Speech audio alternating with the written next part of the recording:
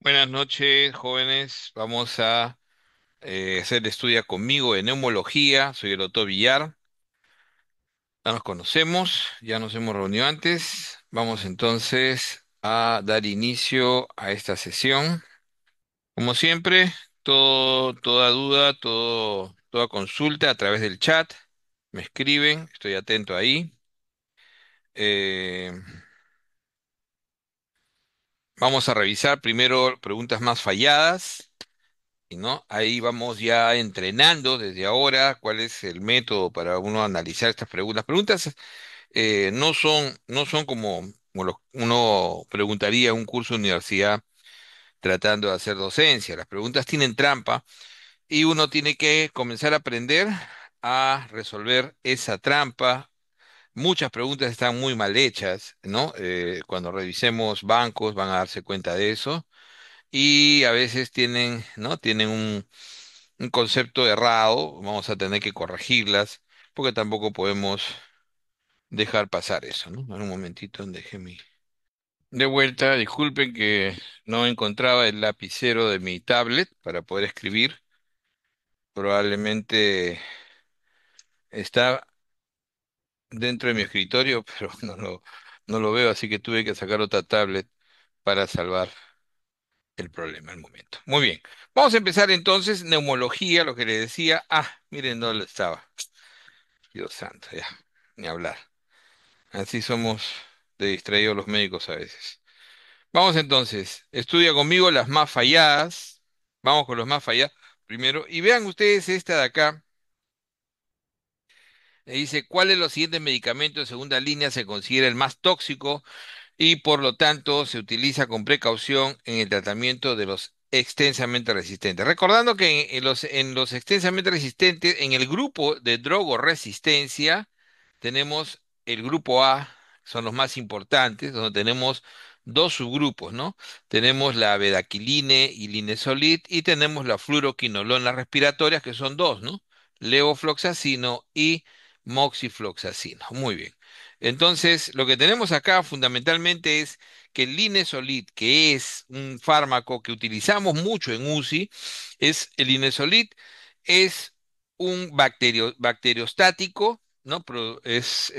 Pertenece a la oxolidinonas, que fue la primera gran familia que se descubrió a partir del año 2000. Desde el año 66 prácticamente no se descubría una nueva familia de fármacos. Se descubrían nuevos fármacos, su familia, pero no una nueva familia. Las oxolidinonas, que son el Inesolid, dirigido básicamente a bacilos gram positivos, ¿no? A cocos gram positivos, perdón. Sobre todo estafilo meticilino resistente, a enterococo, el viridans, se utiliza muchísimo a ese nivel, a nivel de lo que es cuidados intensivos, aunque tiene una falla para ello que ¿no? Es un medicamento bacteriostático en esas características interesantes, pero de todas maneras tiene esa pequeña falla. El Inesolid tiene una ventaja, que además de ser parenteral, ¿cierto? También es bioral. Por ello, se comenzó a ver que en su perfil tenía actividad contra Mycobacterium y se ve viendo que tenía una actividad que era superior a lo que usualmente veíamos en otros fármacos tuberculostáticos. Entonces, definitivamente el Linezolid se convirtió en una de las drogas más importantes, pero conforme se fue utilizando, porque es diferente utilizarlo por 10, 15 o 2 semanas que utilizarlo por meses.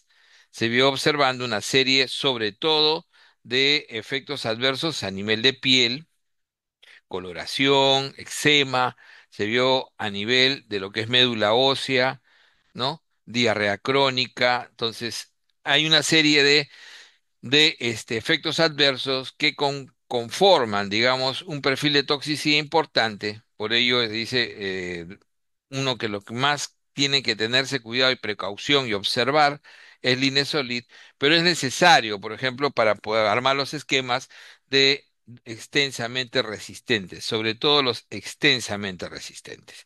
Por ello es que en la gran mayoría se trata de utilizar más las fluoroquinolonas y por eso es la recomendación de no utilizar fluoroquinolonas en exceso en la comunidad para no ejercer presión de resistencia sobre el micobacterio, ¿ya?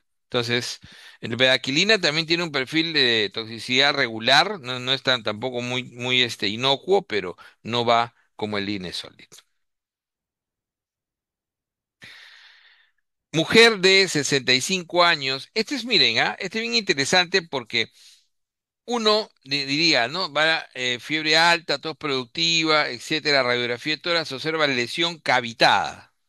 En el lóbulo superior derecho se le diagnostica absceso. Entonces, de frente te dice que esto es un absceso pulmonar. Entonces, yo sé que los abscesos pulmonares, que en el 99% prácticamente de los casos son secundarios a neumonías aspirativas. ¿Ok? Las neumonías aspirativas pueden ser comunitarias y pueden ser intrahospitalarias, ¿ok? Pero en general, si uno habla de la bacteriología, primero están los anaerobios, ¿ya? O sea, que dicho ese paso, son los que más necrotizan y son los que más provocan incluso neumonías cavitadas, ¿ok? De ahí sigue, obviamente, el estafilococo aureus. Entonces, no tengo yo acá, busco anaerobios, esto es bacilo gran negativo, este es bacilo gran negativo, que también cavita, la pseudomona puede cavitar, no está inmerso dentro de un absceso pulmonar, pero cavita. O sea, es diferente la cavitación, aunque la cavitación se puede abscedar. Pero en cambio, absceso sí se asocia a anaerobios y estafilo, pero puede cavitar. El neumococo no está dentro de la lista. Existe uno que es fulminante, pero no cavita, o sí necrosa, pero no cavita. Y el viridans no es dentro del pulmón para nada importante. Entonces, a pesar de que yo preferiría buscar anaerobios, que podrían ser bacteroides, que podrían ser peptoestreptococos, los de boca, no tengo mayor opción que estafilo, ¿ya? Entonces alguien me podría decir, doctor, pero usted, no, o sea, lo que dice la teoría es eso. El absceso, primero busco anaerobios, después busco estafilo, pero sobre todo busco anaerobios primero. Y si es de boca, o sea, si la aspiración ha sido, ¿no? De la vía respiratoria, fundamentalmente alta, ¿no? Primero busco, ¿no?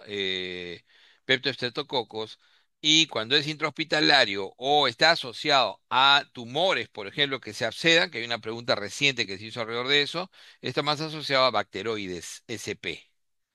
Recuerden que el bacteroides fragilis es más de abdomen, pero estos son bacteroides SP. Entonces no tengo ninguno de esos dos, me quedo con la segunda posibilidad, Staphylococcus aureus. Es lo mismo que sucede si les pusieran neumonía intrahospitalaria. Si a ustedes les ponen neumonía intrahospitalaria, que esta es una pregunta clásica, y les ponen etiología, entonces yo les digo siempre, Staphylo aureus meticilino resistente es el más prevalente en el mundo. Pero sobre todo es nivel 3, ¿no es cierto? Nivel 2 y 3 de los hospitales. Y mientras que bacilos gram negativos va desde el 1 al 3 y es muy variable. Puede ser no pseudomona o pseudomónicos, ¿no? Por acá tienes Klebsiella, tienes Escherichia coli, tienes Proteus, tienes Enterobacter y puedes tener los resistentes como son Pseudomonas y Acinetobacter. Entonces, ¿no? Tienes mucho más, por supuesto. Entonces, todos los manejas como un solo grupo. Y solamente tienes que tener en cuenta si vas a cubrir o no pseudomonas. Si no cubres pseudomonas, no es necesario cubrir pseudomonas en el estadio 1, lo cubres con ceftriaxona, es suficiente. Este es en el nivel 1. Pero si tienes que cubrir pseudomonas, nivel 2 y 3 de un hospital, ¿no es cierto? Ahí sí lo mínimo, por lo menos lo mínimo es ceftazidima y cefepime. Por ahí empiezas. ¿Se dan cuenta? Entonces, ¿cuándo, doctor, voy a considerar estafilo? En el 2 y 3 y va a depender mucho de la microbiología del hospital. Entonces, a esto le sumarás, ¿qué? Vancomicina, obviamente. Claro, una alternativa puede ser Linezolid, justo lo mencionábamos, ¿no? Pero ¿por qué no la usaría, doctor, Linezolid? Primero que vancomicina es bactericida. Claro, Linezolid tiene la ventaja de no ser nefrotóxico como la vancomicina, pero yo prefiero un bactericida, además que el costo es, ¿no? 1000 veces menor. Y dicho sea de paso, ¿no? Si dicho de paso también es el poder tenerlo en tu petitorio. Entonces el otro lo tienes básicamente en el programa. Entonces, he ahí el asunto, ¿no? Entonces, ¿Qué pasa cuando te ponen problemas, preguntas de teología? A veces tú dices, estafilo busco y no encuentro. Encuentras un, dos, tres, cuatro, no hay estafilo, pero sí hay un bacilo gran negativo por acá. Puede estar Klebsiella, o puede estar por acá Pseudomonas, o simplemente te dice bacilo gran negativo, le das, le das.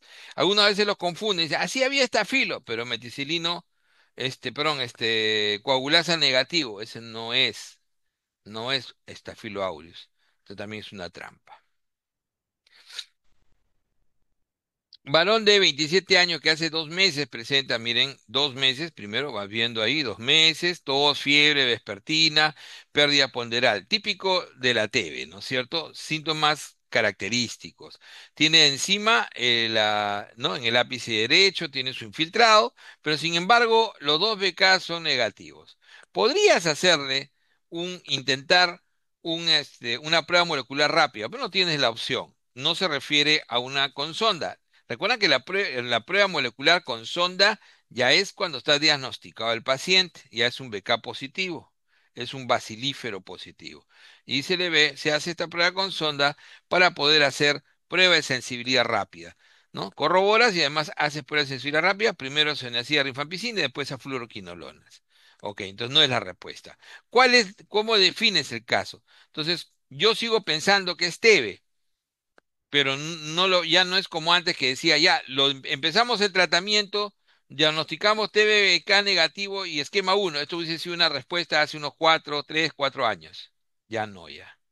Hoy en día lo que tienes que hacer es solicitar un cultivo acelerado y pedirle 2 BK cada semana hasta tener resultados, ¿ok?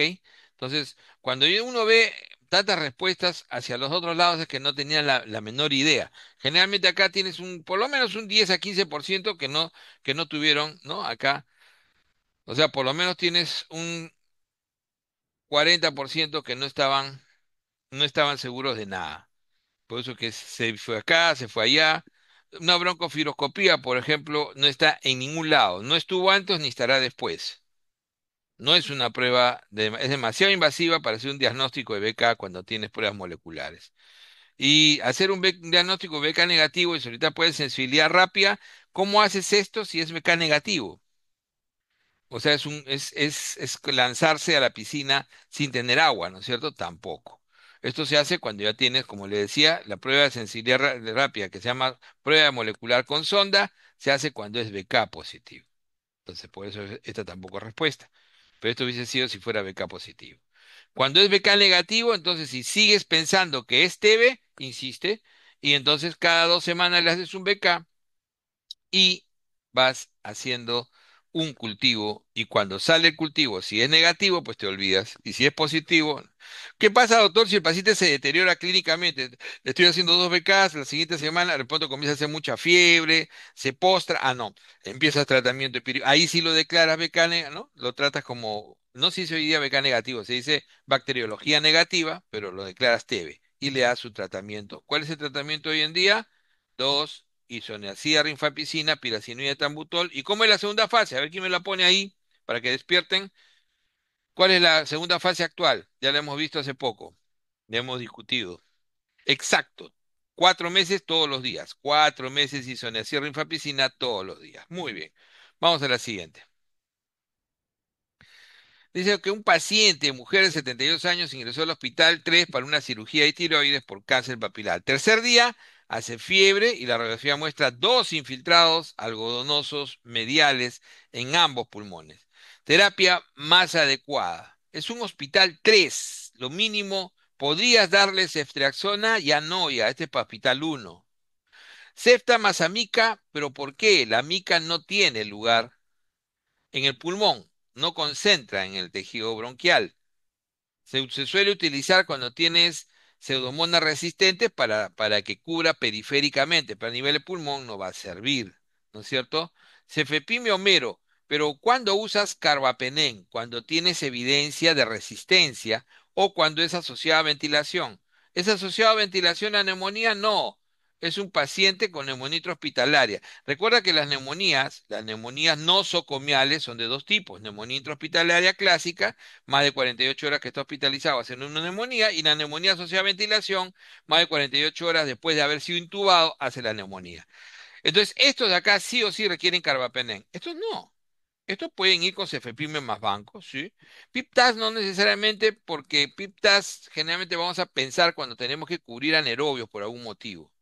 Entonces, ¿cuál debió ser? Cefepime más banco. Recuerden que el cefepime tiene una ventaja. Además de cubrir pseudomonas, cubre mucho mejor los bacilos y cubre neumococo, que podría ser una circunstancia rara, pero puede ser, mientras más cubra, mejor. Entonces va mejor incluso que ceftazidima. Pero muchas veces lo que más tenemos es ceftazidima. Puede haber sido también ceftazidima banco, pero no ceftazidima amica.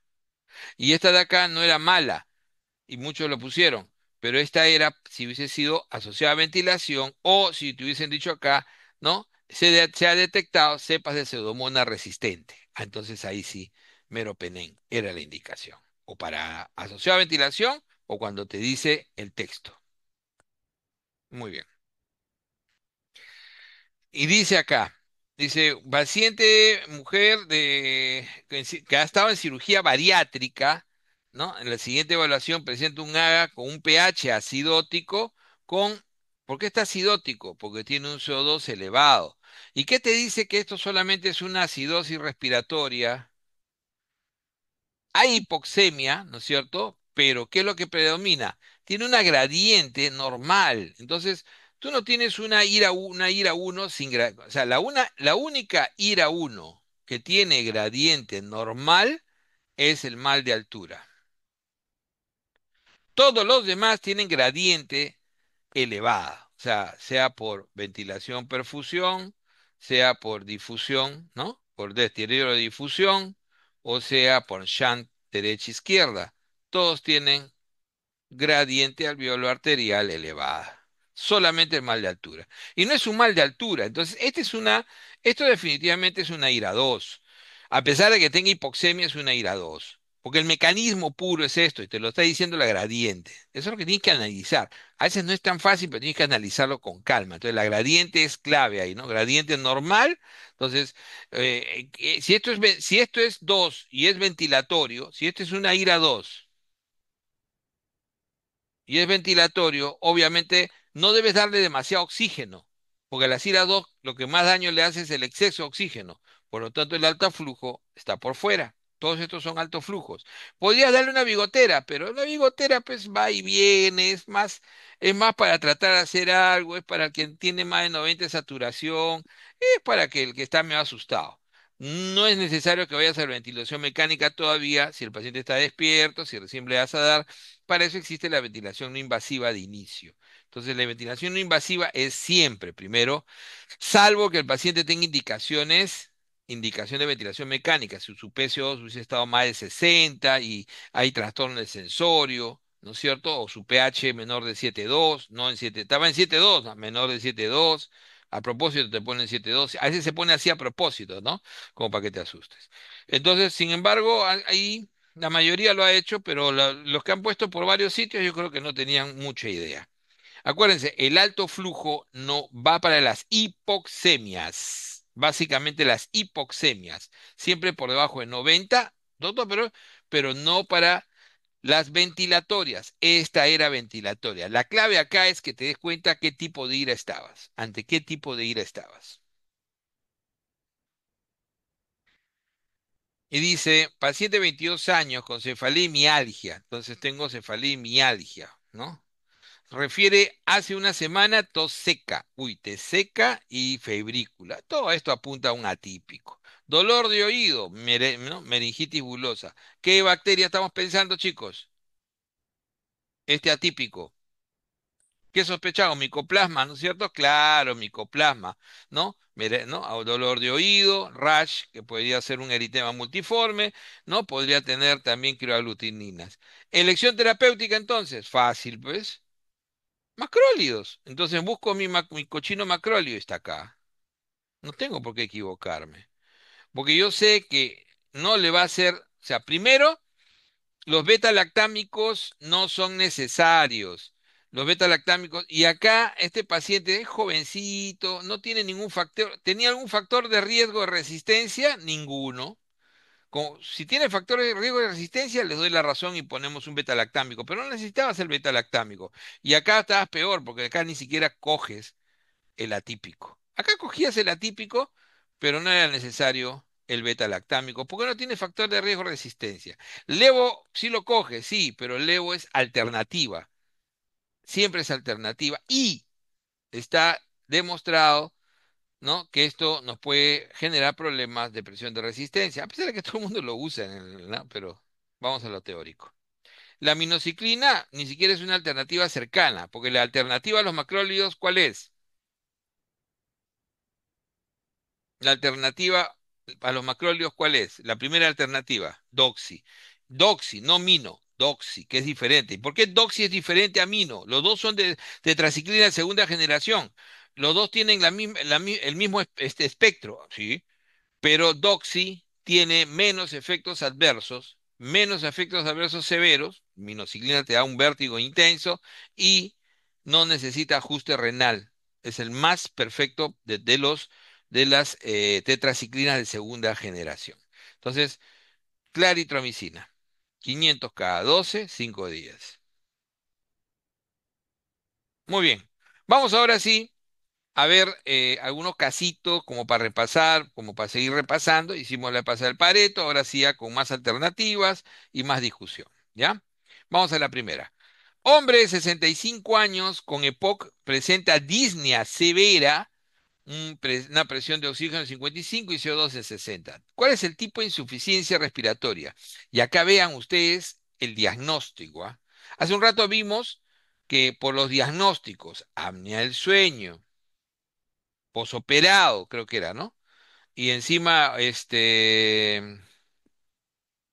que te decía que la gradiente era normal, era una cosa. Pero acá tienes un EPOC. Entonces, ay, ¿qué será? Compartan link, por favor. Compartan link, por favor. Muy bien, ahí lo enviaron. Gracias, Erlinda. Muy bien, ¿cuántos somos? ¿Cuántos estamos en el?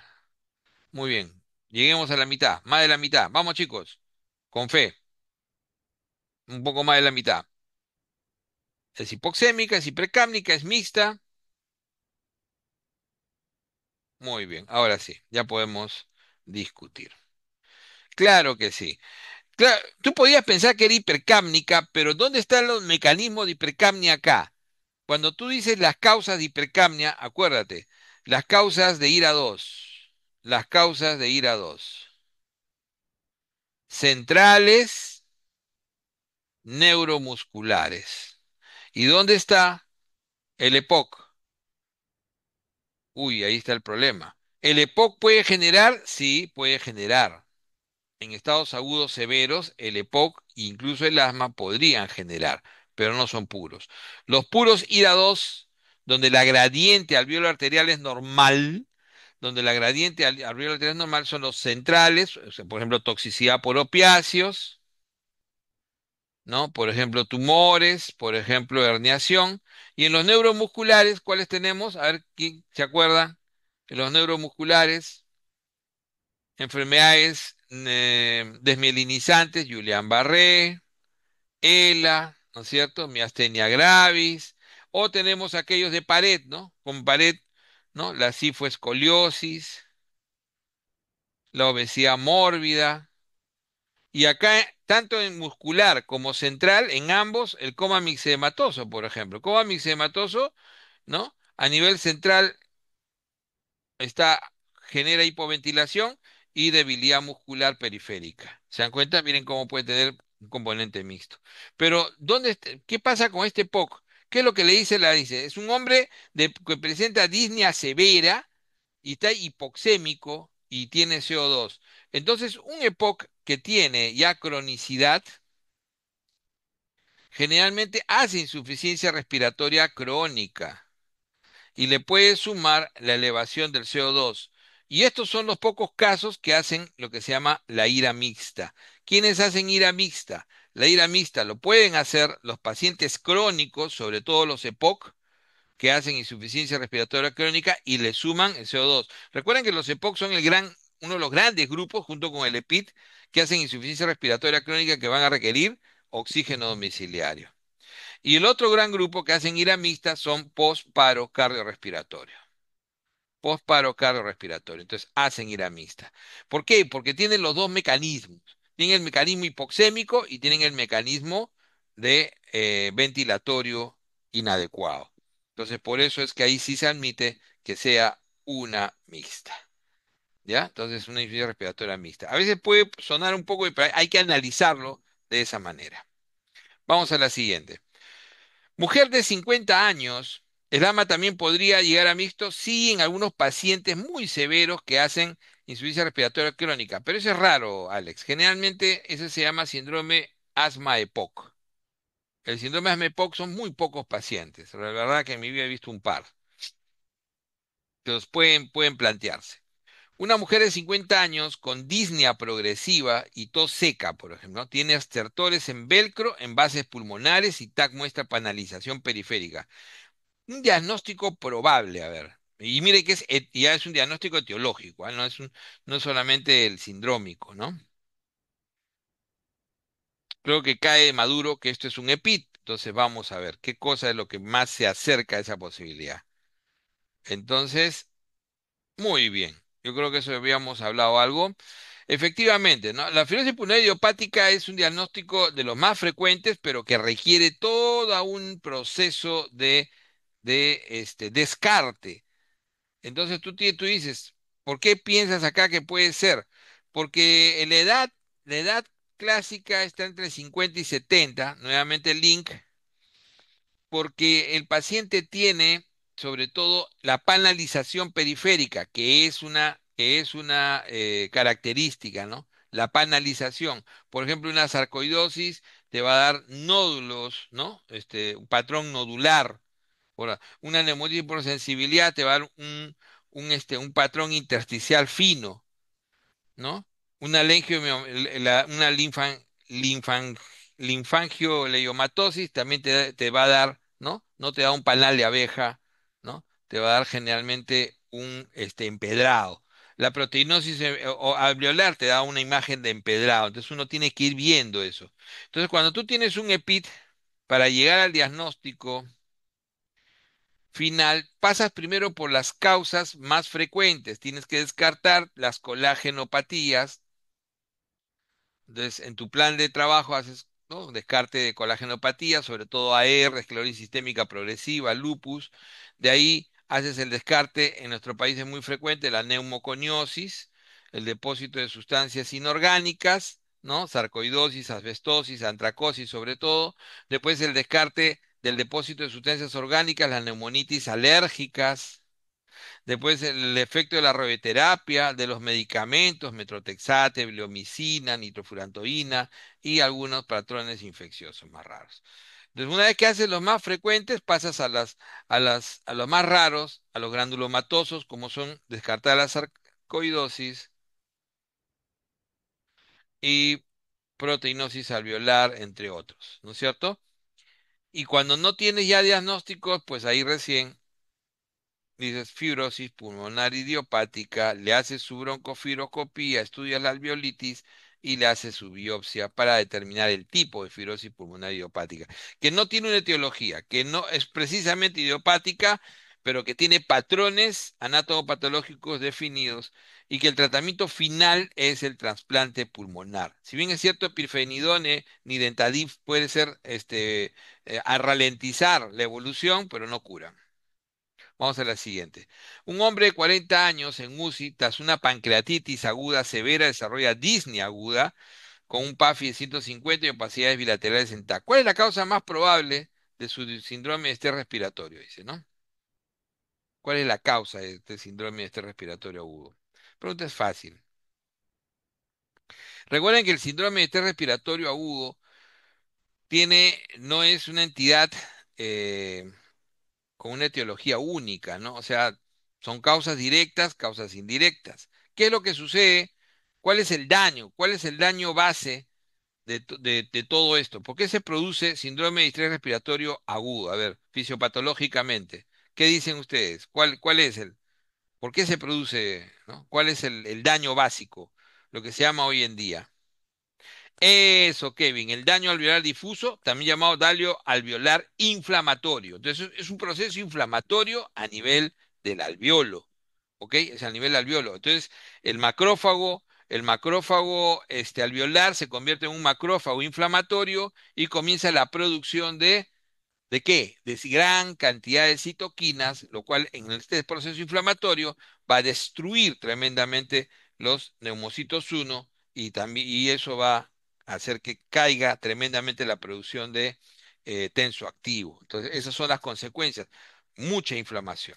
Muy bien. Veamos entonces. Así es. ¿Por qué va a ser un tromboembolismo pulmonar? Si estamos diciendo que es un distrés respiratorio agudo, ya el tromboembolismo pulmonar descartaría, ¿no? Entonces decimos, ¿cuál es la causa de un distrés? O sea, ojo, el tromboembolismo pulmonar agudo no lleva a un distrés respiratorio agudo. El distrés respiratorio agudo es un proceso inflamatorio.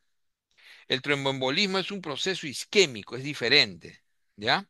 Entonces, uno no lleva al otro. ¿Puede un paciente con distrés respiratorio agudo hacer como complicación tromboembolismo? Sí, tardíamente, pero no es causa-efecto, ¿ok? No necesariamente. Entonces, el tromboembolismo pulmonar, para sospecharlo, ¿qué necesitaríamos? No solamente una caída del oxígeno, no solamente hipoxemia, necesitaríamos clínica clásica, como por ejemplo, ¿cuál? Para pensar en tromboembolismo. Antecedentes importantes, ¿no? De por lo menos que tuviera un antecedente importante de trombofilia, ¿no? Trombofilia. En la disnea, ¿cómo sería? Una disnea súbita, inmovilización, ¿no es cierto? Dolor torácico. No tenemos nada para pensar tromboembolismo. Mira, un buen grupo, ustedes han puesto tromboembolismo. No, no piensen que los pacientes en UCI van a hacer siempre tromboembolismo. Entonces, distrés respiratorio es así. Ahora, la aspiración y la neumonía son causas, ojo, ¿no? Pero les está diciendo que el paciente ya tenía una pancreatitis, entonces es la severidad de la pancreatitis la que produce el distrés respiratorio, ¿ya? Esta es una de las causas, no más frecuentes, pero es una de las causas más emblemáticas de lo que es en el síndrome de distrés respiratorio agudo, una de las grandes causas, o sea, ¿no? De las causas es de las indirectas está pancreatitis aguda. Pero ¿qué pancreatitis? Severa, severa, necrohemorrágica, ¿no? Claro, la primera es la sepsis de causa no pulmonar. Y en las causas directas está obviamente las neumonías, todo tipo de neumonías, virales, bacterianas y básicamente todas las neumonías y la sepsis por neumonía, ¿no? También está la aspiración de contenido gástrico, la contusión torácica, pulmonar, etcétera. Entonces, síndrome de respiratorio agudo tiene condiciones, no se olviden eso. Y ahí las hemos visto ahorita, ¿no? O sea, ¿qué condiciones? Tiene la condición de hipoxemia severa, un PAFI menor ¿de cuánto debe ser? Menor o igual de 300, así es. Y si fuera una saturación FiO2 esta relación es menor miren que pueden ponerle esa saturación FiO2 y eso sería menor de 315. No es necesario hacer los criterios de Marshall en pancreatitis ahí, ¿ah? Entonces tienes este criterio de hipoxemia, lo que sea agudo, menos de 7 días, de preferencia menos de 72 horas, que tenga un infiltrado en la radiografía bilateral, o sea, lo que se llama un edema agudo pulmonar no cardiogénico. Y la otra condición precisamente es descartar daño cardíaco, ¿no es cierto? Entonces, descartar daño cardíaco. Y eso lo haces fundamentalmente, ¿no? Con un pro-BNP que esté en menos de 300 o dentro del normal. Entonces tienes esas condiciones. Ojo que el daño cardíaco, la mejor manera sería obviamente hallar una presión en cuña, ¿no? Hallar una presión en cuña pulmonar que sea pues menor de 18. Pero esto usualmente pues hacer un Swan Gun sería muy difícil, ¿no? Generalmente se hace de la forma más práctica con el Pro BNP. Entonces, eso es básicamente. Entonces, vamos a la siguiente. Dice, un adolescente de 15 años con asma presenta sibilancias, saturación en 92 y un PEF al 60% del predicho tras exposición a alérgenos. Recibe salbutamol con mejoría parcial. Entonces tienes un paciente que ya le diste salbutamol con mejoría parcial. ¿Qué podrías, no, darle dentro de lo que es el manejo? ¿Qué podría seguir en el manejo? De lo que tienes ahí, ¿ah?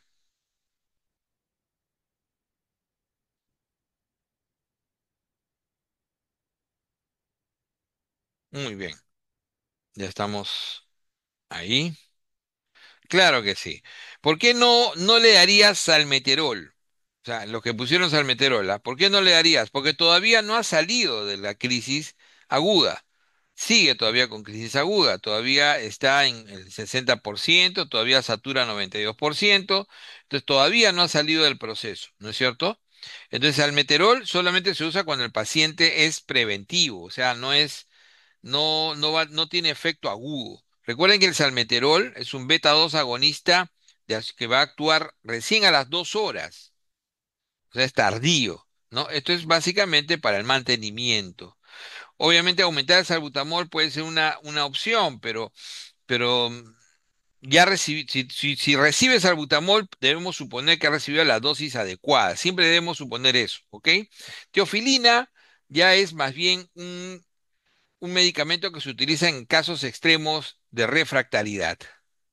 Entonces, cuando uno tiene el manejo de la crisis asmática, generalmente cuando es moderada, uno usa primero SABA, o sea, salbutamol en este caso, ¿no? El beta-agonización corta, en 4 hasta 8 dosis, más menos hipratropio. Entonces, yo le decía lo que hay. En realidad, idealmente yo hubiese buscado acá añadirle un poco hipatropio, pero no está en las alternativas. Y de ahí, cuando esto no es suficiente, el paciente pasa a corticoide sistémico. ¿Y por qué sistémico, doctor? Claro, si bien es cierto, yo soy contrario, no se refiere a darle prednisona, se refiere a darle, por ejemplo, o metilprednisolona o hidrocortisona. ¿Y por qué? Porque este paciente, que lo vas a seguir nebulizando, tienes que comenzar a tratar antiinflamar porque es un paciente que se puede convertir en severo. ¿Cuál es el siguiente paso? Si este ya entra en severidad, porque acá estaba en moderado, ¿no es cierto? Si entra en severo, ya le pusiste su corticoide sistémico, lo que sigue, ¿qué cosa es? ¿Qué es lo que sigue? Si ya se convirtió en severo. Exacto, sulfato de magnesio, hasta 2 dosis, ¿ok? Y entonces cuando tu sulfato de magnesio no funcionó, quiere decir que tu paciente va a entrar en preparo. Podrías intentar acá la aminofilina si es que el paciente tiene un buen historial de uso de teofilinas. Es una opción, pero no es un paso necesario, ¿ya? Entonces, de acá, si ya está entrando en preparo, ¿ya? Entonces vas a buscarlo, llevar a UCI, a un ventilador, pero en el camino, ¿qué medicamento le puedes dar para salvar la vida? Adrenalina. Recuerda que la adrenalina es más potente que salbutamol. Si es así, doctor, ¿por qué no lo nebulizamos con adrenalina? Porque los efectos adversos son severos. ¿Y entonces por qué le da acá? Porque se va a morir. Entonces tenemos que darle la adrenalina. Miren que en mi época, ¿no? Cuando era alumno y hice mis primeras guardias, en el Hospital Coyique, por ejemplo, todos los pacientes asmáticos que llegaban en la noche, que eran un montón, se les ponía adrenalina subcutánea, porque no teníamos en esa época, estoy hablándole de cuando hice externado en el 90, no teníamos en esa época inhaladores, mucho menos teníamos nebulizadores en todos los hospitales. Ya cuando hice internado, te dice un internado, pues en un buen hospital que tenía nebulizadores, tenía hasta inhaladores para darles para la casa, pero ya eso son cosas así, pero todo el Ministerio de Salud era adrenalina, ¿se dan cuenta? Vamos a la siguiente. Una mujer de 30 años con sibilancias intermitentes nocturnas, 2 veces por semana, aliviadas con salbutamol, tiene un BSU-1 normal. ¿Cómo clasificarías? A ver, Alex, dices, ¿crisis asmática es lo mismo? Sí, Alex, justamente Gina, en el 2019, y lo ratificó después, Le dice que puedes usar el término crisis o exacerbación indistintamente. Antes separábamos y decíamos crisis para asma, exacerbación para EPOC. Hoy en día, no, ese problema idiomático se lo dejamos a los idiomáticos. No hay problema. O sea, crisis o exacerbación se utilizan indistintamente, especialmente en asma. En EPOC también, Gold es equivalente a GINA, ¿no? La estrategia global en contra de, para la lucha contra el EPOC, también dice lo mismo. Puedes usarlo indistintamente. Y claro, claro, uy, ¿qué pasó acá? Acá había un error al momento de meter la clave, ¿ya? Es asma, es un asma persistente leve, ¿no es cierto? O sea, sibilancias intermitentes nocturnas, 2 veces por semana es, o sea, mayor a una es intermitente. A ver, espérate. Y el BEPS-1 es normal. Y el BEPS-1 es normal. Asma no controlada. ¿Por qué se ha repetido acá? Creo que acá había un error en la... Pero este es leve. La mayoría ha puesto bien. Es un intermitente nocturno 2 veces por semana. ¿Ok? Y aliviado con salbutamol. ¿Y cuál es la clave? Que el BEPS-1 es normal. Recuerden que el BEPS-1 es normal básicamente en el asma, ¿no? En el asma intermitente y persistente leve. Entonces, esto manda bastante. Podría ser moderado porque mayor a 1 vez por semana respecto a las sibilancias, pero sibilancias intermitentes nocturnas sería discutible, ¿no es cierto? Pero acá lo que manda es el BEPS-1. Su BEPS-1 es normal. Entonces, tiene mucho mayor objetividad en la prueba del BEPS-1. El BEPS-1 es normal mayor de 80, ¿dónde? En el intermitente y en el persistente leve. ¿Ok? Intermitente y persistente leve. ¿Ya? Acá había un control, el alma no controlada es otra, es respecto es una clasificación diferente de control y no control, pero es persistente leve por esto, por el BEPS-1. Entonces, siempre recordar, a veces uno solamente se fija en la clínica, pero hay valores interesantes, ¿no? Los síntomas diarios, ¿no? ¿no? Síntomas diarios, síntomas nocturnos, por ejemplo, y vamos a poner acá el BEF, que también es importante. Entonces, si tenemos el intermitente, es menor o igual a 2 por semana, y acá es, ¿no? En lo que respecta a la noche, es menor o igual a 2 al mes.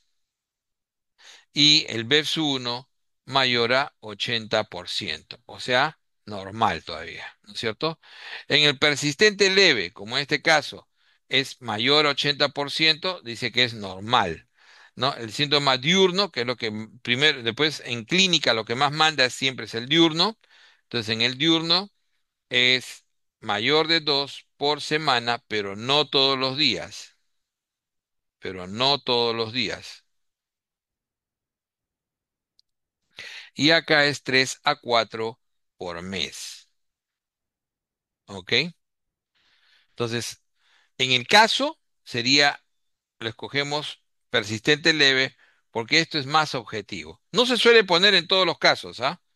Ahora, el persistente moderado es todos los días, pero no todo el día, no continuo. Y acá es mayor a una noche por semana. Y aquí es 60 a 80%. No es normal. Y en el persistente severo es continuo, es todas las noches y menor de 60%. Uy, me están haciendo preguntas. Sí, mañana tenemos presencial de tanto del preinternado como es intermitente, es el primer grado, ¿no? Intermitente, persistente leve, persistente moderado, persistente severo. Y sí, mañana tenemos simulacro de preinternado de 3 a 5, no se olviden, ¿ya? 3 a 5 en Lima en el Colegio Melitón Carvajal. Ahí está en su aula toda la lista de locales, ¿ya? Si no se han inscrito, vayan nomás, no hay ningún problema, vamos a dejarlos entrar. Vamos entonces a la siguiente. Un hombre de 45 años presenta fiebre, tos productiva, dolor torácico pleurítico. La radiografía muestra consolidación lugar derecha. Diagnóstico más probable.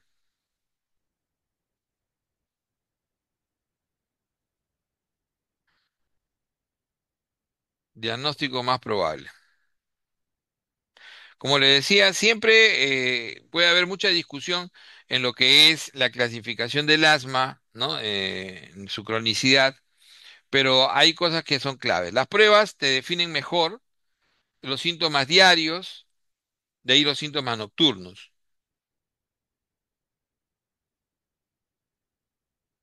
Sí puedes dar virtual, sí puedes dar virtual, no hay ningún problema. Todos pueden dar virtual, pero también, como les digo, si tienen la intención de ir, mándenme un WhatsApp ahora y yo lo hago que los inscriban donde quieran ir, ¿ya? Chequeen bien eso. Muy bien, vamos a las respuestas. Claro que sí. Ahora, ¿por qué no es un derrame pleural? Primero, la tos, ¿cómo es la tos en el derrame pleural?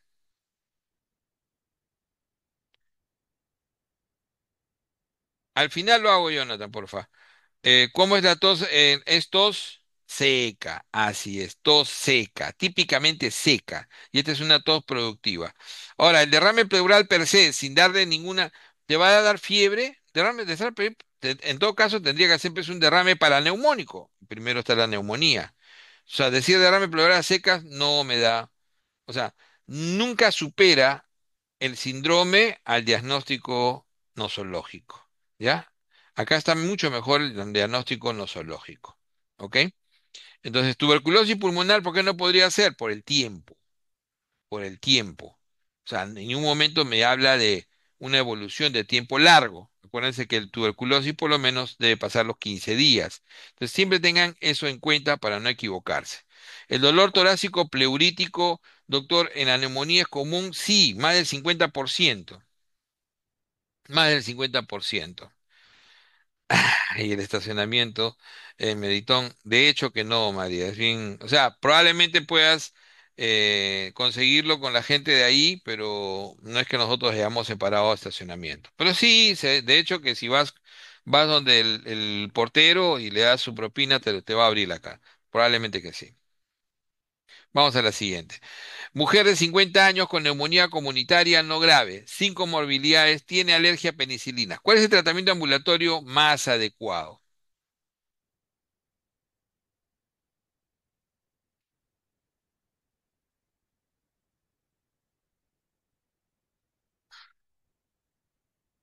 Entonces acá ahorita con esto vamos a aprovechar con las dos preguntas, hacer un repasito de neumonía comunitaria. Recuerden que la neumonía comunitaria, si bien es cierto, uno puede definirla como típica, atípica, con mucha precisión, ¿no es cierto? Con mucha precisión. Y miren cómo podemos, a pesar de que es fácil, nos podemos equivocar. A ver, si yo tengo una neumonía comunitaria no grave, sin comorbilidades, ¿no? Y todavía te dice que tiene alergia a la penicilina, ¿y le vas a dar amoxi? O sea, ahí nomás hay un, ¿cuánto por ciento? Un 11% que debe saltar por su ventana, ¿no? O darse de cabezazos contra el piso. Porque definitivamente, pues, si le está diciendo que tiene alergia a las penicilinas. Ahora, claro, la alergia a las penicilinas, ¿puedes darle ceftriaxona? Sí, o sea, la relación cruzada es 5%, ¿no es cierto? Es 5%. Pero definitivamente ceftriaxona en lo venoso todavía, ni siquiera intramuscular. Para una neumonía no grave que le vas a dar tratamiento ambulatorio, no sean malos. No sean malos, es ambulatorio. Y la doxis la alternativa. Vamos entonces a aclarar bien esto, ¿ya? Vamos entonces a aclarar bien esto. Entonces, cuando uno hace diagnóstico de neumonía comunitaria, obviamente lo que uno ve es infección de vía respiratoria baja y tenía tos productiva, ¿se acuerdan? En el caso anterior, y nuevo infiltrado, ¿no? Nuevo infiltrado en la radiografía de tórax. Muy bien, tengo ahí. Entonces, lo primero que me pregunto es, ¿lo hospitalizo? ¿Sí o no? Entonces, obviamente acá era no. pero sí lo hospitalizaría si tiene, por ejemplo, una saturación menor de 92%, de frente lo hospitalizo. Si no tiene un sensorio adecuado o no se vale por sí mismo, trastorno de sensorio, y si no tiene apoyo para el tratamiento. Pero si no, si tengo dudas, aplico mi CRB 65, que en este caso era cero. 65 se refiere mayor a 65 años, la B de blood, de presión, si es hipotenso, ¿no? La R de frecuencia respiratoria mayor de 30 y C de confusión o algo peor que confusión, somnolencia, coma. Entonces, si tengo ninguno de ellos, obviamente va a ser ambulatorio. Entonces, no lo hospitalizo, ambulatorio. Cuando tengo un paciente ambulatorio, como el que hemos visto ahorita y el anterior también, entonces, lo primero que me pregunto es, ¿tiene factor de resistencia, ¿no? Factor de riesgo resistencia. Y ahí me pregunto tres cosas. Siempre recuerden eso, ¿no? Me pregunto si ha recibido antibióticos los últimos 90 días, si recibió antibióticos, ¿no? Antibióticos para pulmón, ¿no? No puede ser pues, nitrofurantoína, no va a ser, ¿no? Olvídense. Este, si recibió, perdón, si tiene enfermedades debilitantes, y ahí están incluidas todas, ¿no? Debilitantes está diabetes, RC, cirrosis, neoplasias, ¿no es cierto? Y inmunosupresión en circunstancias o enfermedades que inmunosuprimen. Incluso ahí también están nuevamente neoplasias, está, por ejemplo, los pacientes en quimio, están los pacientes con VIH, están los pacientes que usan corticoides crónicos. No tengo nada de esto, no tengo factor de riesgo, no tengo factor de riesgo resistencia. Entonces, si no tengo factor de riesgo resistencia, puedo darle un macróleo. Tu tratamiento siempre debe ser macrólido este es tu tratamiento en primer nivel y tu macróleo puede ser ácitro de preferencia o claritro, cualquiera de los dos, ¿ya? Y tu alternativa de primer nivel es la doxiciclina. En segundo nivel, si es que estás seguro que es típico, podrías darle amoxi o amoxiclavulánico. Pero esto es en segundo nivel. Doctor, la misma pregunta, pero no me han puesto ningún macrolio ni doxy. Y sí me han puesto amoxi, le marcas amoxi, porque es segundo nivel. Pero tienes que estar seguro de que es clínica típica, 100% típica. O sea, inicio brusco, tos con expectoración purulenta, fiebre, ¿no? Consolidación característica, ¿no? Crépito, soplo tubario, todo lo demás. Entonces, pero no es típica, entonces tengo miedo. Yo prefiero macrolio. ¿Qué pasaría? ¿Qué pasa si el paciente acá no tiene? ¿Qué paciente si sí tiene riesgo de resistencia? Entonces, cuando tiene riesgo de resistencia, el macrólido, ¿no? y el adoxi pierden, o sea, frente al neumococo. El neumococo ya no les hace, y sobre todo el hemófilo, los dos, ¿ah? Pierden. Entonces ya tienes que darle betalactámico. Y tienes que, como es empírico, le das su macróleo de todas maneras, por si acaso. No lo puedes arriesgar. ¿Por qué? Porque el betalactámico no cubre nunca atípico. ¿Ya? Entonces, solo cuando tengas la certeza de que eso es típico, puedes obviar el macróleo. Entonces, el betalactámico que más usamos en el país, efectivamente, es la ceftriaxona, pero intramuscular, amigos, no intravenoso, ¿ya? O amoxi, incluso amoxisola, ¿no? 1 gramo cada 12 podría ser, o amoxiclavulánico, que es mejor, más tu macróleo. Esa es la manera. Entonces, como se dan cuenta, regresamos acá y se dan cuenta, pues, que hay una tremendo ahí, ¿no? O sea, ¿dónde está el levo? Ay, ay, ay, el levo, Doc. Si este es el primer nivel, ese es el primer nivel, el segundo nivel de este beta-lactam, el segundo nivel es Leo, incluso Moxie en ancianos. Pero todo el mundo te dice, evítalo. O sea, está bien alejado. O sea, la pregunta tendría que no ponerte nada. Entonces, vamos a nuevamente a la pregunta. La pregunta es clarísima. Neumonía comunitaria no grave. Que todavía te dicen sin comorbilidad, entonces no tienes nada. Y con alergia a penicilina como para que te ayude más. Entonces, Levo estaba súper alejado. Amoxi podría ser segundo nivel. Claritro sí era primer nivel. Y su alternativa Doxy. O sea, la otra que dieron está bien. Se equivocaron más con Doxy. Ceftriaxona sola estaba muy, muy alejado. Intravenoso, cero. ¿Se dan cuenta? Ok, vamos a la siguiente. Hombre de 60 años con demencia presenta fiebre y tos fétida tras un episodio de atragantamiento. La radiografía muestra cavitación en lóbulos inferior derecho. ¿Cuál es el factor de riesgo principal para la neumonía aspirativa? Es una pregunta sencilla. Doxy, si es correcto, ¿cómo que si es correcto? Macrólido, Franklin. Doxy es su alternativa, pero si tengo macrólido, macrólido. Doxy es su primera alternativa. Es correcto, pero es su primera alternativa. O sea, la respuesta es macrólido. En este caso, creo que era claritro, no sé qué cosa estaba ahí, pero era macrólido. ¿Ya, Franklin? Muy bien, veamos. Claro que sí, ¿no es cierto? La alteración del estado mental es característico para que uno se broncoaspire. No confundan eso con microaspiración, ¿ah? ¿Ok? Entonces vamos a aclararlo bien. Entonces, cuando uno habla de microaspiración, es el mecanismo ¿no? Por el cual ingresan las bacterias típicas en una neumonía. ¿Cuál? Estamos hablando de neumococo, estamos hablando de Haemophilus influenza y Moraxella catarrhalis. Y cuando tú hablas de vía inhalatoria, es la vía que utilizan por todos los atípicos y los virales. Es por eso que usas mascarilla, ¿no? En la pandemia.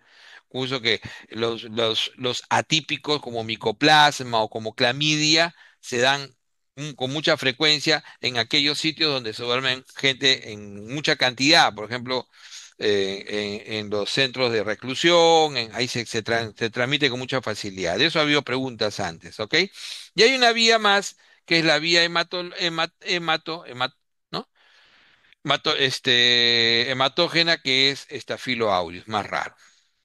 Pero esto se refiere a broncoaspiración, o sea, broncoaspiración. Y cuando decimos eso, decimos aspiración a secas, porque esto es microaspiración. Entonces, la aspiración tiene que ver con trastorno de sensorio de alguna manera o algún defecto en la protección de la vía aérea. Y entonces generalmente el trastorno sensorio puede ser crónico, como un paciente postrado, como pacientes con neurodegeneración, ¿no? Generalmente problemas neurológicos, o pueden ser pacientes que pueden tener un TEC, pérdida de conciencia, ¿no? Un posictal, etcétera, ¿no es cierto? Y el clásico, el etilismo, convulsión, el etilismo es clásico en las preguntas. Entonces acá va a haber va a haber lo que les había dicho en una de las primeras preguntas, va a haber anaerobios principalmente y las bacterias clásicas, obviamente que están en la boca, ¿no? O sea, se va a meter neumococo, se va a meter hemófilos también, porque esas colonizan siempre, pero se van a meter también los peptoestreptococos y entonces le vas a sumar anaerobios.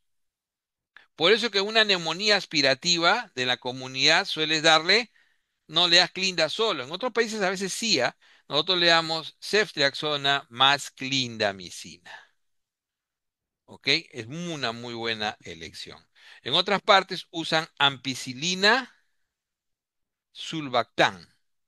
Porque recuerden que todos los antibióticos betalactámicos con inhibidor de beta-lactamasa tienen alta actividad contra anaerobios, incluso más que Clinda. Moxi también tiene actividad contra anaerobios, Elizabeth, pero como volvemos a decir, Moxi siempre lo vas a guardar. ¿Dónde usas mucho Moxi en otros países? Lo usas mucho en adultos mayores. Yo le soy franco que las únicas veces que lo he usado ha sido básicamente en viejitos.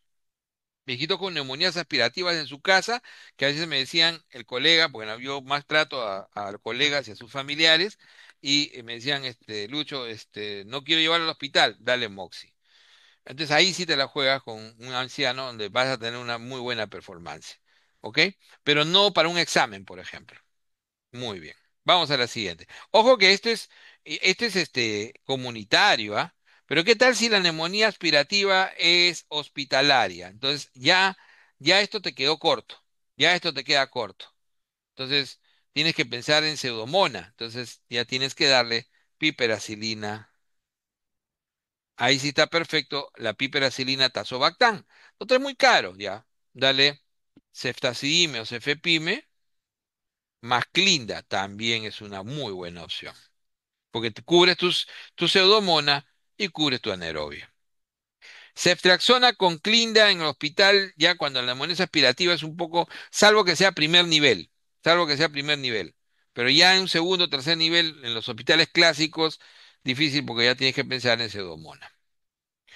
Mujer de 70 años en UCI por 10 días desarrolla fiebre, secreciones purulentas de cultivo aspirado traqueal, revela Acinetobacter baumani. ¿Cuál es el factor de riesgo más importante para la neumonía intrahospitalaria? En este caso, es una neumonía asociada a ventilación. Recuerda que las neumonías nosocomiales se dividen en intrahospitalarias y asociadas a combinación. ¿Cuál es el gran problema del Acinetobacter? El Acinetobacter baumani es un bacilo gram negativo que nació resistente, o sea, no era un patógeno hasta los años 60 y comenzó a matar a todos los postrados de la guerra de Vietnam, ¿no? Los hospitales de veteranos, se descubrió que se morían, decían, ¿qué pasó? Hay una bacteria que es resistente a todo, nació resistente a todo, a todos los betalactámicos. Al principio era las acinetonas de Bowman y pueden ser sensibles, pregunta que pueden hacerlas alguna vez, a ampicilina, pero cuando son muy comunitarios, ¿ya? Muy comunitarios, ¿ok? Pero generalmente tenemos que usar carbapenems con el Baumani. Muy bien, o sea, en realidad más que una neumonía intrahospitalaria es una neumonía asociada a ventilación, ¿no es cierto? O sea, siempre recuerden eso, ¿no? Neumonía nosocomial, ¿no? Es la neumonía intrahospitalaria, que ya hemos hablado algo, y la neumonía asociada a ventilación. Esta tiene la condición de que tienes que haber sido intubado y 48 horas post-intubación, post-TET, hace la neumonía. Acá simplemente mayor de 48 horas de haber ingresado. Y entonces acá tú dices bacilo gran negativo, estafilo aureus, probablemente sea más prevalente en el tercer nivel, ¿no es cierto? Pero acá se invierten las cosas. Primero es pseudomona, segundo es acinetobacter y tercero estafilo aureus meticilino resistente. Entonces ahí viene el problema, pues. Ya no puedes darle, tú dirías, le voy a dar ceftazime, cefepime, pero no te coge acinetobacter, que es el número 2. Entonces, tienes que empezar con carbapenem. Generalmente usamos meropenem. Y si no tenemos, imipenem. Y como tienes estafilo tercer nivel, le das banco. Vamos a la siguiente. Un hombre de 65 años fumador presenta disnea y derrame pleural derecho hemático. El análisis pleural muestra exudado con citología positiva. ¿Cuál es el diagnóstico más probable? ¿Qué tipo de derrame estamos? Cuando tú tienes un derrame, Para, ¿cuál es tu objetivo de hacer la tóraco en el diagnóstico? Tu primer objetivo, definir qué. ¿Qué es lo primero que quieres definir con ese paciente cuando le haces la tóraco? Claro, si se está ahogando, exacto, si es exudado o es exudado versus trasudado. A veces es fácil, pero si no es muy fácil, aplicas ¿qué criterios? Los criterios de, los criterios de Light. Así es, muy bien.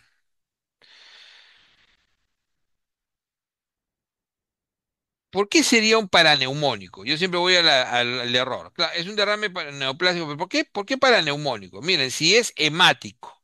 El paraneumónico puede ser hemático. Acuérdense las características de los líquidos. Son las características de los líquidos? Si es un trasudado, que no es el caso, en un trasudado pues es ¿no? Casi como orina, ¿no? Va clara, como orina clara.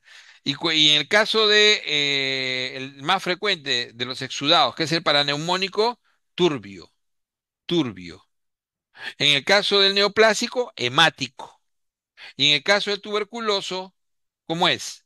Amarillo citrino. Y el empiema, que es una es una evolución del paraneumónico, puede ser turbio, pero suele ser purulento. Así es. Muy bien. Entonces no hay que equivocarse con eso. Entonces, acá estaba claro que si la citología es positiva, ¿positiva qué? Obviamente positiva a neoplasia. Todos los todos los hemáticos van a ser neoplásicos, doctor. No. Entonces veamos eso, ¿ya? Entonces, derrame pleural. El más frecuente derrame pleural en general, ¿cuál es? De todo, en general. El más frecuente en general. ¿Cuál es? ICC. Y es un trasudado. Entonces, los trasudados, vas a tener el ICC, vas a tener la cirrosis, vas a tener la hipoalbuminemia, síndrome nefrótico, etcétera. Entonces, este de acá de lejos por insuficiencia ventricular izquierda. La lejos, ¿no es cierto? ¿Qué característica tiene? Suele ser bilateral, suele desaparecer rápido con el tratamiento diurético y no requiere toracocentesis si está seguro que es de ese tipo. Pero en los exudados la lista es mucho más larga. Entonces, ¿cuál es el primero en los exudados? El paraneumónico. Es el más frecuente. De ahí sigue, sobre todo en los mayores de 60, sigue los derrames neoplásicos, que son 99,98% metastásicos. Raro es que sea primario, menos del 0,2%. Estamos hablando de el mesotelioma, ¿no? Es rarísimo, creo que incluso 0,02. Entonces, neoplásicos, metastásicos. A la cabeza, ¿cuáles son los que primero hacen metástasis? A pleura. En general, pulmón. Y número dos en mujeres, mama. Y en varones, los agarré. En varones, gástrico, y de ahí sigue el linfoma. Entonces, tenemos los neoplásicos, que son típicamente hemáticos, y tenemos el tuberculoso, que en nuestro medio es importante. Hay un buen grupo acá, que son las colagenopatías, por ejemplo. Tienes un buen grupo de colagenopatías que pueden hacer derrame y siempre son inflamatorios y siempre son exudados, ¿no es cierto? Tienes por ahí algunos raros como el síndrome MEIS, ¿no es cierto? El síndrome de Meigs, que el 70% son exudados, pero puede ser 30% trasudados. ¿Se dan cuenta? Entonces tienes así esas rarezas. Pero entre estos de acá, ¿cuál es lo que tienes que tener en cuenta? Primero, el paraneumónico tipo 1 es el paraneumónico clásico. Cuando se convierte y ya deja de ser aséptico, porque la característica sea aséptico, cuando se convierte en séptico y puedes tener cultivo positivo y es purulento, se llama empiema. Y ese se llama ¿no? El tipo 2, empiema. Entonces este ya tiene un pH bajo, menos de 7,2, tiene DHL mayor de 1000, ¿no? Ya tiene proteínas más de 3 gramos, o sea, ¿no? Y el aspecto tiende a ser purulento o pus franca. ¿Y cuándo es 3? ¿Cuál será el 3? Cuando evoluciona mal. ¿Cómo se llama ese? Ese es la paquipleuritis, que requiere ya la decorticación. ¿Se dan cuenta? En el caso de los neoplásicos, son usualmente hemáticos, casi siempre hemáticos. Pero ¿dónde haces el diagnóstico diferencial? ¿Quién más puede ser hemático? Tromboembolismo pulmonar. El tromboembolismo pulmonar, cuando es severo, ¿no? Cuando es masivo, submasivo, puede hacer infarto pulmonar. Y ahí puede generar derrame hemático, que es 50-50. A veces puede ser, ¿no? Puedes dar trasudado, puede dar exudado, pero lo que sí da es que es hemático. Y típicamente, por ejemplo, cuando lo ves en la radiografía, no se ve como un derrame cualquiera, se ve como un uso, ¿no? Que se le llama joroba de Hampton, ¿ya? El TEP. Entonces, ese puede ser también hemático. Vamos entonces ahora a la siguiente. Dice, una mujer de 55 años con neumonía presenta fiebre persistente y derrame pleural. El líquido pleural tiene un pH de 6,8 y la glucosa en 20 y gran positivo para cocos. ¿Qué es lo más probable? Está fácil. Acabamos de verlo ahorita.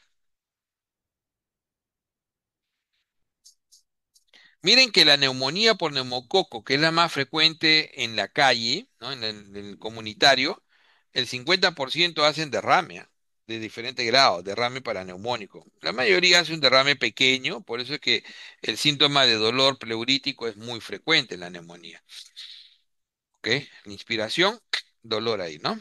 Te corta la inspiración. Muy bien, veamos. No, pues, ¿cómo va a ser un paraneumónico simple si tiene cocos gram positivos? Les acabo de decir que el paraneumónico simple, el uno, es aséptico. Es aséptico. Ya, pues chicos, a ver, un rato, voy a apagar mi cámara para no mirarlos y dense tres cabezazos al piso, ¿ok? A ver, de paso que alisan un poco los cachos. Pero bueno. No, pues está bien que se equivoquen acá.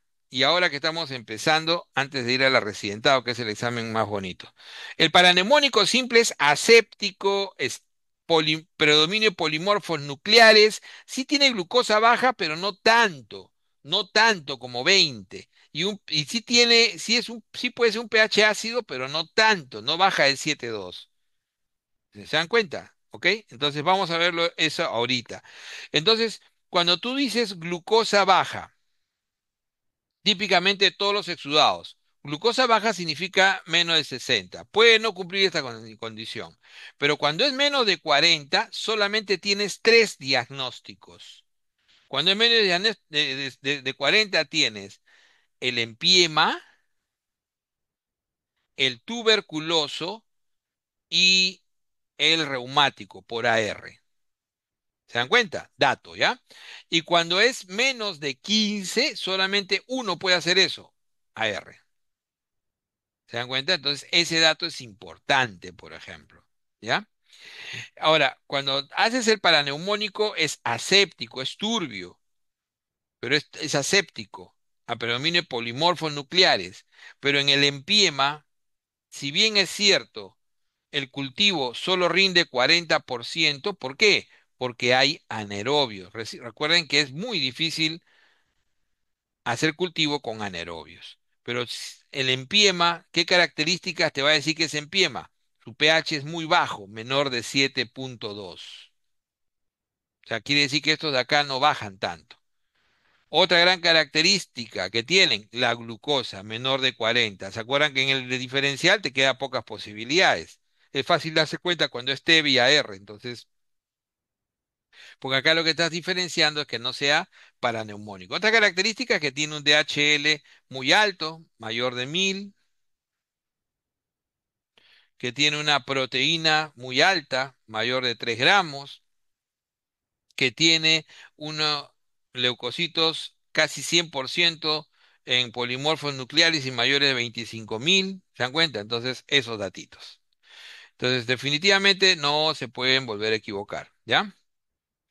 Hombre, 50 años, trabajador de minería, presenta tos crónica y disnea. La TAC muestra nódulos centrolobulares y calcificaciones ciliares y apicales. ¿Cuál es el diagnóstico más probable? A ver, Alex, si mencionan que la muestra del líquido se coaguló, ese es un burro el que hizo ese toracocentesis. ¿Ya? Cuando hagan sus toracocentesis, yo siempre les he dicho, avísenme si quieren, yo voy al hospital donde están. eh, para que no se coagule, la muestra que va a citoquímico, tienen que ponerle 10 gotas de parina. Y eso a veces se olvidan los chicos. Si lo bajas rápido, a veces no, pero tienes que ponerle 10 gotas de parina. Podría volver a poner las pautas para capturar la anterior, dices tú.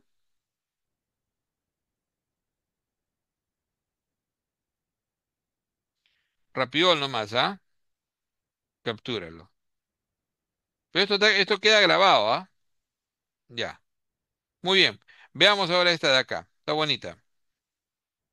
Una enfermedad que es muy prevalente en nuestro país es la neumoconiosis, que no tiene tratamiento, lamentablemente. Entonces, esos pacientes muchas veces solo queda trasplantarlos o hacerles un manejo. Lamentablemente, no son tantos los que llegan a necesitar oxígeno domiciliario. Entonces, la primera clave acá es minería. Minería va más con silicosis y asbestosis hoy en día, más que antracosis, que es minería de carbón. ¿no? Y lo otro es la localización. Entonces, si te dicen que hay calcificaciones centrales y apicales, allá, apical tira siempre a silicosis. En cambio, asbestosis tira más a basal y la asbestosis tiende a comprometer generalmente la pleura.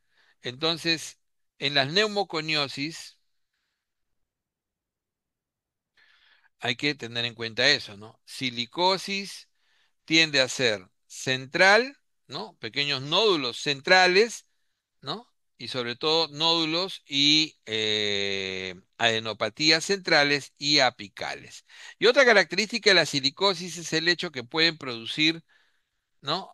Tienen mayor incidencia de tuberculosis y eso se llama silicotuberculosis. En el caso de la asbestosis, también están las profesiones, ¿no? En la silicosis va más con la minería de tajo abierto, también la asbestosis, pero más con, ¿no? La silicosis va más con, por ejemplo, el vidrio, cerámica, esta va más, incluso cemento.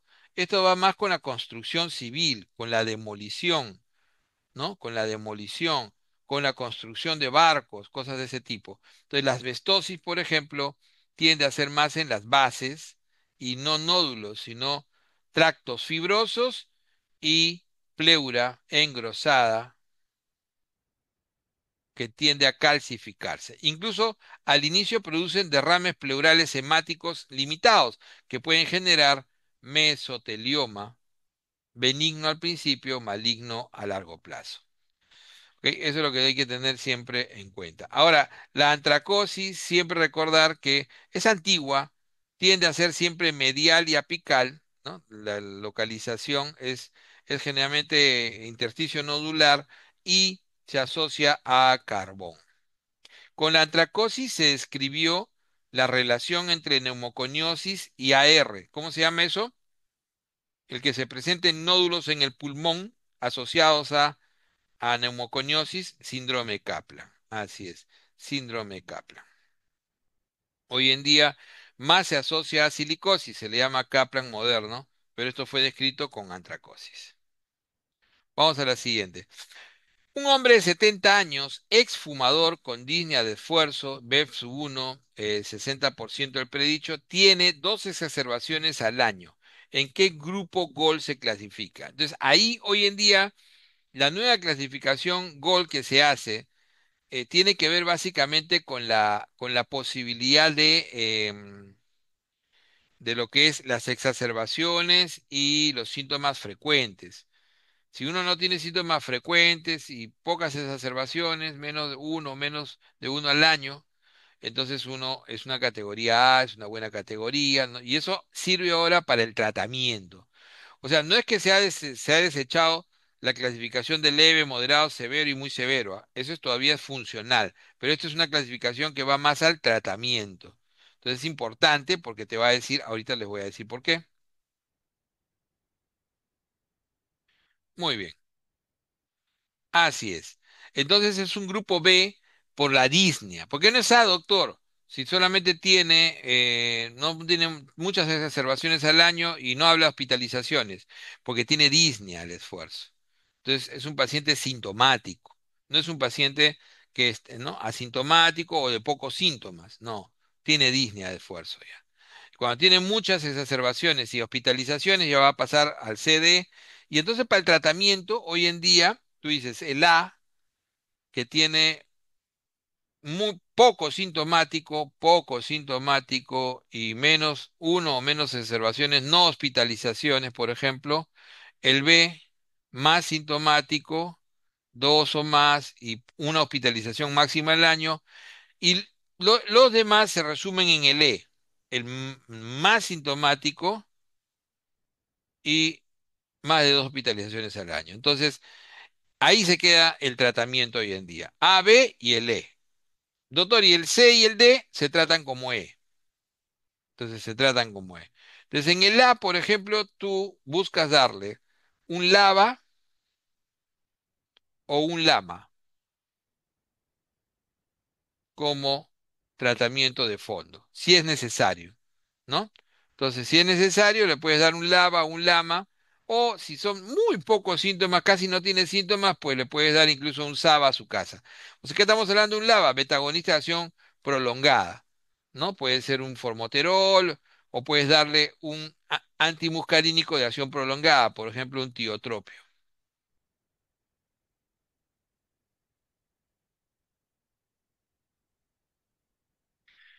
El B ya se recomienda combinar LABA más LAMA diario.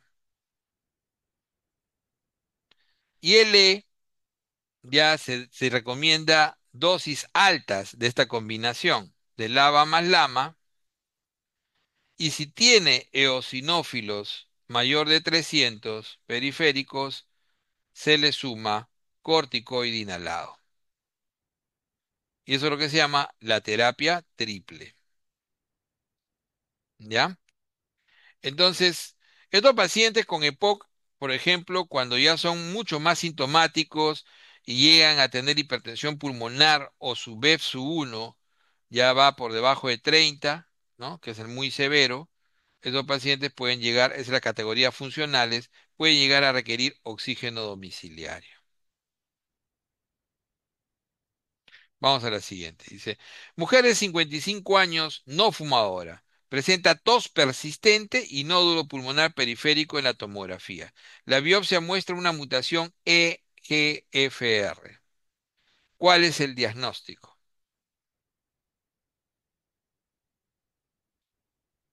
Hoy en día es importante tener en cuenta en la cabeza de estas mutaciones con qué se asocian, porque cada vez la genética en el diagnóstico es fundamental, sobre todo en neoplasias, ¿no? Obviamente más en neoplasias, pero hay otras enfermedades metabólicas que también tienen mutaciones conocidas que hay que tener y sobre todo en leucemias.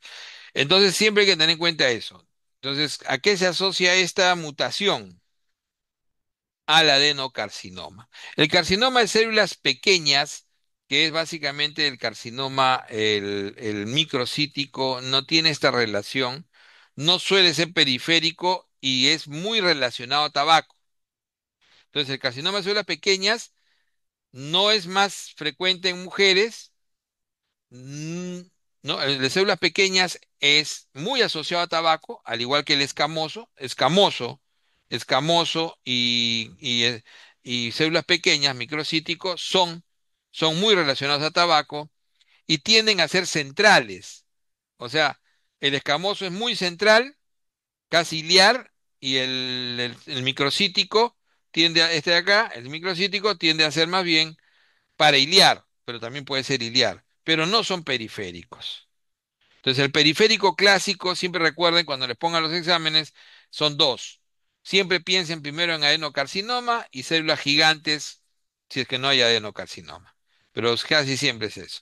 ¿Cuál es la característica de un adeno, además de la mutación EGFR, que debía ser 100% si lo supieran? Entonces, el adeno-CA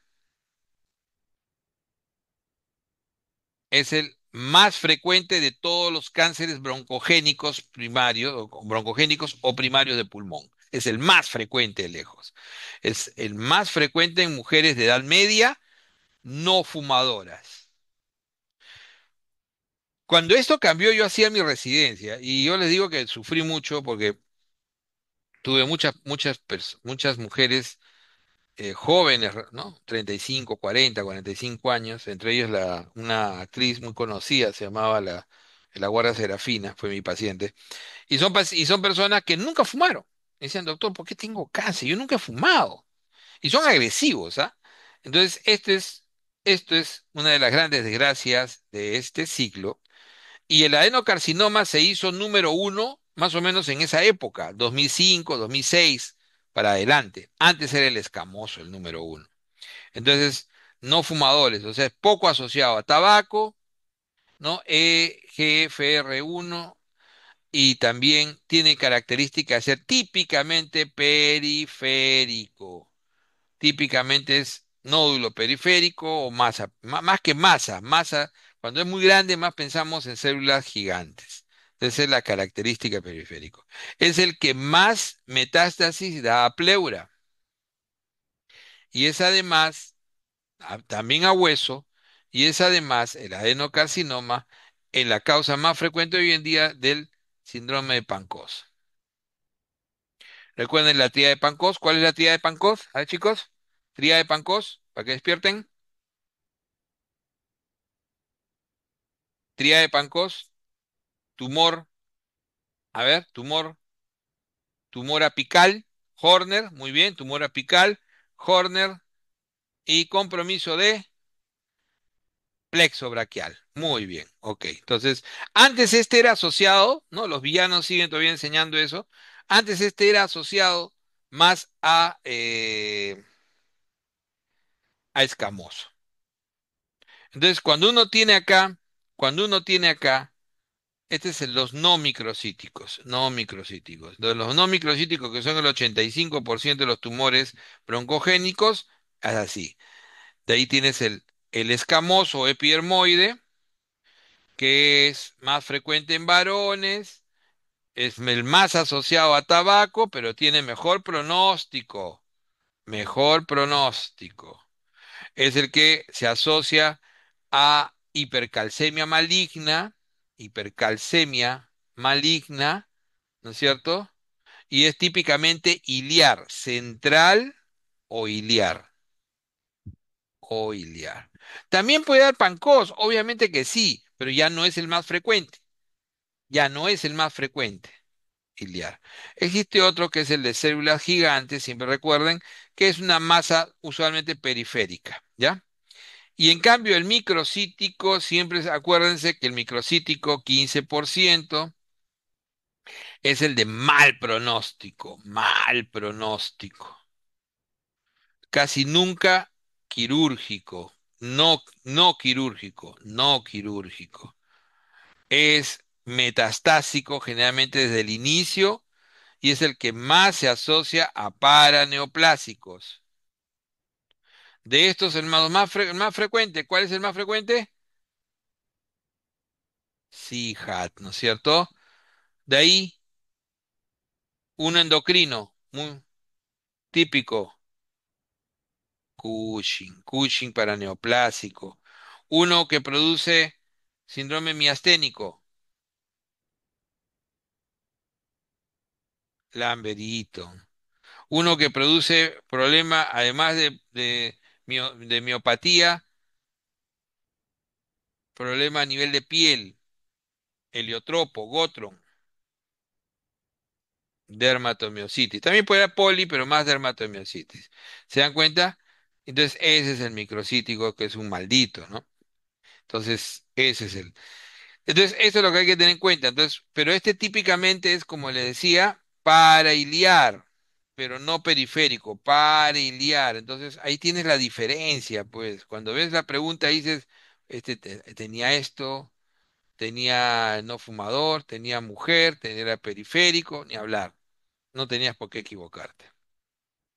Hombre de 35 años que asciende a 4.500, presenta cefalea, náusea y saturación de 82. Tratamiento inicial más adecuado. 4.500 casi es Cerro de Pasco. Hay mucha mina hoy en día a esa altura, así que van a ver muchos de estos pacientes. Van a trabajar ustedes probablemente cuando hagan serum o cuando consigan un buen trabajo, porque yo, por ejemplo, hice mi residencia 3 años después, no postulé hasta 3 años después de mi serum, porque me fui a trabajar a mina, ¿no? Entonces dije, hago una platita primero y en lugar de hacer platita me casé. Pero este en el Perú es un país minero, entonces tienen que estar siempre, y la minería está en la altura, está en la altura. Entonces no tenemos que conocer esto, tenemos que manejar bien esto. Entonces, ¿qué van a hacer? Muy bien. Así es. ¿Por qué no, doctor, la Z-solamida? Porque la Z-solamida, ya la potencia que va a tener todavía le puedes dar, pero ya va a ser un efecto muy, muy leve y debió ser preventivo. Si tú tienes un paciente de gran altura, preferible es el descenso y oxígeno, ¿ok? De medidas generales rápidas, está con saturación de 82. Dale oxígeno, se va a mejorar bastante y basta que lo bajes 100 metros, ya se va a sentir mucho mejor. Si lo bajas 1.000, mejor, ¿ok? El segundo paso sería darle acetazolamida, efectivamente, puede ser cada 12 horas. Y si tuviera grandes vómitos, cefalea, ¿qué sospecharían? Que comienza a hacer mucha hipertensión endocraniana. Entonces, definitivamente le das dexametasona. Es una opción. ¿Le darías nifedipino en algún momento?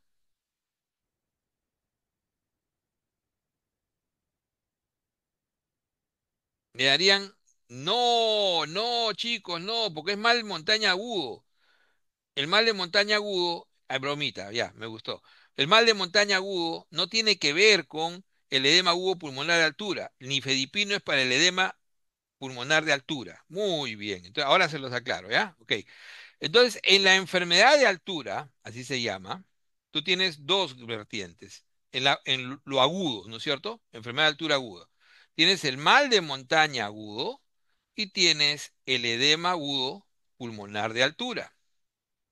En el mal de montaña agudo, que típicamente es 4 horas a 24 horas que llegaste, en cambio este de acá es entre el segundo y cuarto día, imagínate. Esto es a partir de los 2500. Esto es a partir de los 3800. ¿Ok? Y esto de acá es hipertensión endocraniana. Esto es elevación de la presión. Esto de acá es descompensación cardiovascular, hipertensión pulmonar. ¿Se dan cuenta de la diferencia? No tienen que ver. Sin embargo, este de acá, seguro que al principio el 50% hizo esto, pero no significa que tenga que haberlo hecho para que haga lo demás. Entonces, el mal de montaña agudo fundamentalmente es que se eleva la presión, haces hipoxemia, obviamente todos hacemos hipoxemia porque definitivamente estamos en la altura, estamos en un medio con menor presión barométrica y entonces vas a hacer cefalea, náusea, vómito, hiporexia, insomnio. El tratamiento preventivo era que tomaras acetazolamida. El tratamiento cuando ya te estás leve, cuando es leve, puedes darle acetazolamida y reposo. Pero cuando no es leve, cuando es severo, o cuando el paciente está desaturando mucho, es lo que hemos visto ahorita, descenso, oxígeno, y si evoluciona mal y hace hipertensión endocrina, o sea, comienza a hacer trastorno del sensorio, ya está haciendo el edema cerebral de altura. Es otro diagnóstico. Y ahí ya debes meterle dexametasona. Incluso preventivamente, cuando comienza a hacer mucha cefalea y vómito, se le da dexametasona. En el caso del edema pulmonar de altura que se presenta, generalmente son grandes alturas y es gente que hizo gran esfuerzo, se le ocurrió jugar un partido de fútbol, no sé, o fueron a hacer alguna actividad física o correr una maratón, o tienen antecedentes de enfermedad cardiovascular. Estos pacientes con edema pulmonar de altura hacen severa hipoxemia, infiltrados bilaterales, es diferente, hipertensión endocraniana. Estos pacientes van a requerir que los desciendas al toque, ¿no? Llevarlos bajarlos, ¿va, no? Bajarlos lo más rápido posible, pero tienes que darle nifedipino. Nifedipino, definitivamente, 30 R y puedes darle tadalafilo adicionalmente. Ok. ¿Qué me decían por ahí? Ya, va a entrar entonces el doctor Ortiz. No se olviden, como les decía, eso ya creo que quedó claro. No sé si tienen alguna pregunta. No se olviden que definitivamente, si tienen alguna duda, escriban siempre como les he dicho, eh, escriban definitivamente por el Discord. Y si mañana tienen algún problema para acceder a alguna aula, me mandan un WhatsApp, 996-28-9936. Chuta, creo que no se escribió, otra vez. 996-28-9936. Me mandan un WhatsApp, solucionamos el problema, ahí está el WhatsApp. Y en una próxima oportunidad, más y mejor, ¿ya? Vamos a ver. Hagan por favor, su, su encuesta y no se vayan, que ahí viene el doctor Ortiz, el doctor Datito. ¿Ya? Buenas noches. ¿Estás ahí, John? Hola Lucho, sí, sí, doctor. Acá estamos.